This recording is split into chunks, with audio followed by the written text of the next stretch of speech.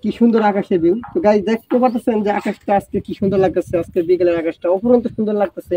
হ্যাঁ, নীলিমায় ঘেরা। তো দেখেন সূর্যটা ঠিক আসলে পশ্চিমের দিকে গেছে, তাই সূর্য অস্ত গেছে। খুব ভালো লাগতেছে দৃশ্যটা।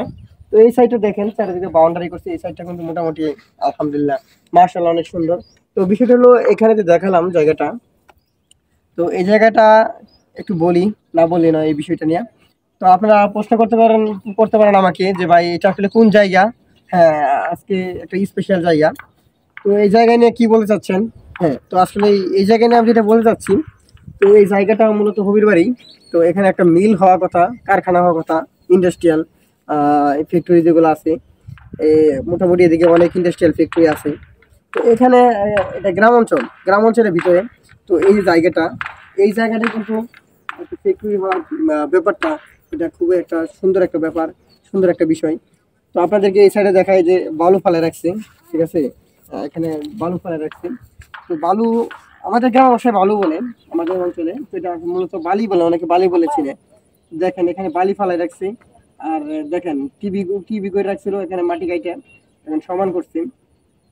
জায়গাটা মোটামুটি অ্যাভারেজ, সব দিক দিয়ে কিন্তু একটা পারফেক্ট জায়গা। হ্যাঁ, ঠিক এদিকে একটু ক্যামেরা এদিকে লক্ষ্য করলে দেখা যাবে, ঠিক এদিকে কিন্তু রাস্তা, এই যে লোকগুলা যাচ্ছে, যে এই যে লোকগুলা যাচ্ছে, ঠিক এখানে মেন রুট, আমরা বলি মেন রুট। তো এটা কিন্তু গ্রাম অঞ্চল অবশ্যই। তো এই গ্রাম অঞ্চলের ভিতরে কিন্তু মেন রুট আছে। তো এই যে মেন রুটটা, এটা মেন রুটের পাশেই ঠিক এই জায়গায় দেখেন কি সুন্দর একটা জায়গা। এখানে একটা কারখানা হওয়ার কথা, একটা ইন্ডাস্ট্রিয়াল মিল হওয়ার কথা। তো আপনাদেরকে আমি হেঁটে হেঁটে বিস্তারিত দেখাচ্ছি। তো আমার পিছনের সাইডে দেখেন, হ্যাঁ, এই যে কিছু ভাই টিকটক বানাচ্ছে, ফটো তুলতেছে। তো এখানে দেখেন কিছু গাছ আছে। তো আমরা নারিকেল গাছ দেখতে পাচ্ছি, তো খেজুর গাছ দেখতে পাচ্ছি। দেখেন এই জায়গাটা কিন্তু ভিউ, অস্থির একটা ভিউ, অস্থির একটা লোকেশন। দ্যাটস লাইক অসাম বলতে পারেন। হ্যাঁ, জাস্ট ওয়াও অ্যান্ড ফ্যান্টাস্টিক। ঠিক আছে। তো এদিকে কিছু গ্রাম্য বাড়ি আছে, দেখেন ওই যে মাটির ঘর একটা দূরে, মাটির ঘর।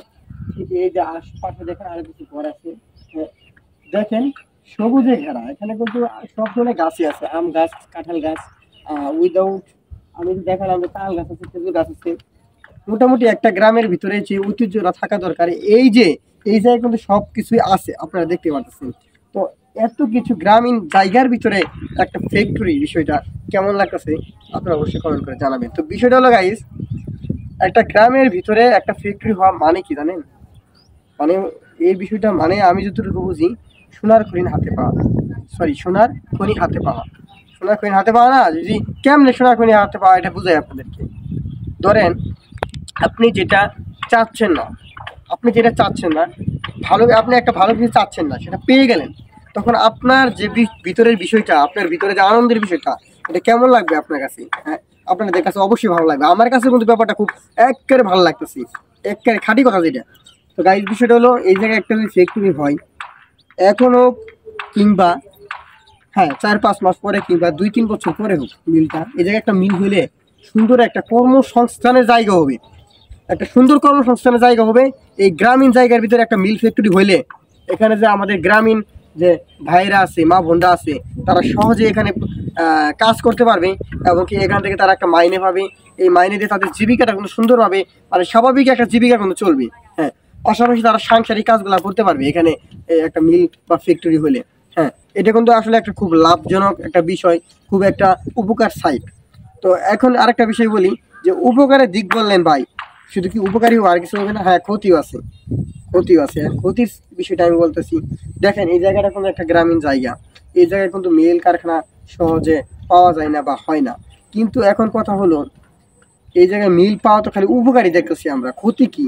এটা কিন্তু আসলে আমাদের মাথায় মানে আমাদের মাথাটা আসলে বিগড়াই দেয় আমাদেরকে, যে আসলে এখানে ক্ষতির তো থাকার কোনো কথা না, আসলে ক্ষতিও আছে।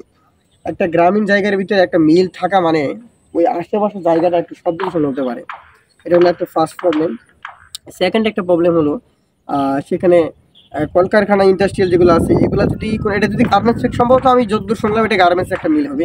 তো গার্মেন্টস যদি হয়, এটা গার্মেন্টস ফ্যাক্টরি হয়, তাহলে গার্মেন্টসে আমরা জানি যে পোশাকগুলো আছে, হ্যাঁ, পোশাকগুলার যে ওয়েস্ট ময়লাগুলা, এই ময়লাগুলা কিন্তু পরিশোধিত করতে হবে। ময়লা পানি আছে, এই পানিটা যাওয়ার জন্য সুন্দর একটা রাস্তা করতে হবে।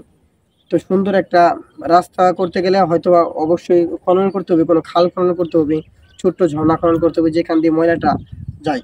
তো এটা করতে গেলে দেখা গেছে পানি দূষণ হতে পারে। হ্যাঁ, পানি দূষণ হতে পারে, এবং কি এই কলকারখানা হলে অনেক সময় প্লাস্টিক বা পলিথিন জাতীয় অনেক দ্রব্য আছে যেগুলোর মাধ্যমে দেখা গেছে আমাদের যে উপরচন এগুলা কিন্তু ক্ষতি হতে পারে। তো যাই হোক, মোটামুটি আসলে অনেক কিছু বলার আছে। তো আপনাদেরকে ভালো কিছুর পাশাপাশি খারাপ দিকটাও আমি আসলে তুলে ধরলাম। তো যাই হোক, আমার কাছে বিষয়টা ভালোই লাগছে, ফ্যাক্টরি হওয়াতে এখানে আসলে খারাপ হবে না, তবে খারাপ দিকও আছে ভালো দিকও আছে। তো আপনারা এই জায়গায় মিল হলে আপনাদের কি কেমন লাগবে আপনারা অবশ্যই জানাবেন। মিল হচ্ছে হচ্ছে বলতে এখানে হবেই, যাই হোক এটা হলে আপনাদের কি কতটুকু ভালো লাগবে অবশ্যই জানাবেন। হ্যাঁ, আর এটা যদি না হয় কেমন হবে। তো যদি এখানে মিল হলে ভালো হয়, তবে মিল হওয়াটাই আমার কাছে মানে উচিত মনে হয়, কারণ মানুষের কর্মসংস্থান হবে। খারাপ দিক ভালো দিক দুইটা দিকই থাকে একটা জিনিসের। তো অবশ্যই আপনারা যদি আমার কথাগুলো ভালো লাগে, ব্লগটা যদি ভালো লাগে, ব্লগটা আপনারা দেখবেন, সম্পূর্ণ ব্লগ দেখবেন, এবং ভালো লাগলে শেয়ার করেন। আল্লাহ হাফেজ।